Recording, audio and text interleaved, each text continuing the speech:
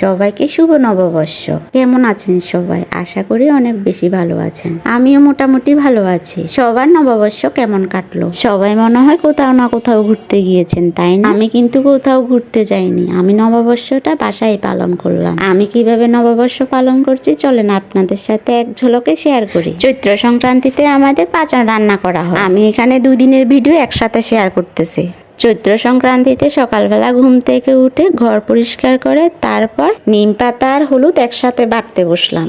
ওই দিন খুব ভোরে ঘুম থেকে উঠছিলাম। আমার মেয়েও আমার সাথে ঘুম থেকে উঠে পড়ছিল। ও তো এই হলুদগুলো গায়ে লাগানোর জন্য অনেক খুশি, কিন্তু আমার ছোট মেয়েটা এই হলুদগুলো গায়ে লাগালো না। ও গায়ে লাগানোর সময় অনেক কান্না করতেছে। হলুদ দিয়ে হাত হলুদ করতে কিন্তু আমার ভীষণ ভালো লাগে। আমরা ছোটবেলায় সবার হাত একসাথে করে দেখতাম কার হাত বেশি হলুদ হয়েছে। হলুদ দিয়ে স্নান করে তারপর পূজা দিতে আসলাম।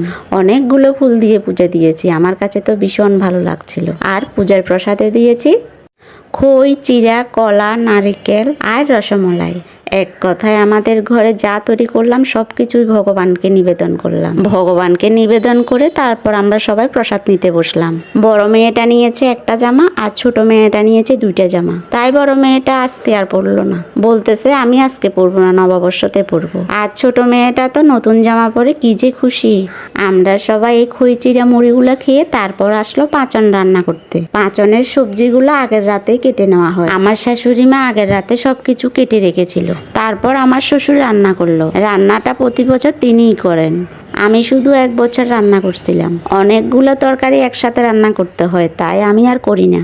আমার শ্বশুর মশাইয়ের রান্না কিন্তু অনেক মজা। পাঁচন রান্নার পরে ওই দিনের আর কোনো ভিডিও ক্লিপস নিলাম না। তারপরে চলে আসলাম নববর্ষের দিন। নববর্ষতে আমরা প্রতি বছর শম্ভুনাথ বাড়িতে পূজা দিয়ে থাকি। এই মিষ্টিগুলো হচ্ছে শম্ভুনাথ বাড়ির প্রসাদ। আবার আমি পায়েস রান্না করে পূজার আসনে ভোগ নিবেদন করলাম। নববর্ষের সকালটা আমাদের ভগবানের পূজা দিয়েই শুরু হয়। আমার হাজবেন্ড চলে যায় পূজা নিয়ে শম্ভুনাথ বাড়িতে। আমার শাশুড়ি মা পান সুপারি তেল সিঁদুর দিয়ে মা শীতলাকে পূজা দিয়ে আসে। তারপর যায় মগেশ্বরী কালীবাড়ি। মা মগেশ্বরী কালীবাড়িকে বলে সেবা খোলা। তারপর আমাদের বাসার সামনে একটা কালীবাড়ি আছে, সেই কালীবাড়িতে যায়। তারপর ঘরে এসে সবাই প্রসাদ নিয়ে তারপর রান্না বান্না করার জন্য প্রস্তুতি নিই। এই দিনে অনেকে নিরামিষ আহার গ্রহণ করে, কিন্তু আমাদের নিরামিষ খায় না। আমি রান্না করছি আলু টমেটো দিয়ে মলা মাছ, টমেটো দিয়ে চিংড়ি মাছ, ঝিঙ্গা আলু দিয়ে বড় মাছের ঝোল, আর ছিল খাসির মাংস। এখানে আমি শুধু চিংড়ি মাছ আর খাসির মাংসের ভিডিও ক্লিপস নিয়েছিলাম, আর কিছুর ভিডিও ক্লিপস নিতে পারিনি, কারণ ভিডিও ক্লিপস নিতে গেলে কাজের অনেক দেরি হয় আর রান্না বান্না নিয়ে আমি অনেকটাই ব্যস্ত ছিলাম। তাই যতটুকু ভিডিও ক্লিপস নিয়েছি তাই আপনাদের সাথে শেয়ার করলাম। নববর্ষতে কে কে আমিষ খান আর কে কে নিরামিষ খান অবশ্যই জানাবেন।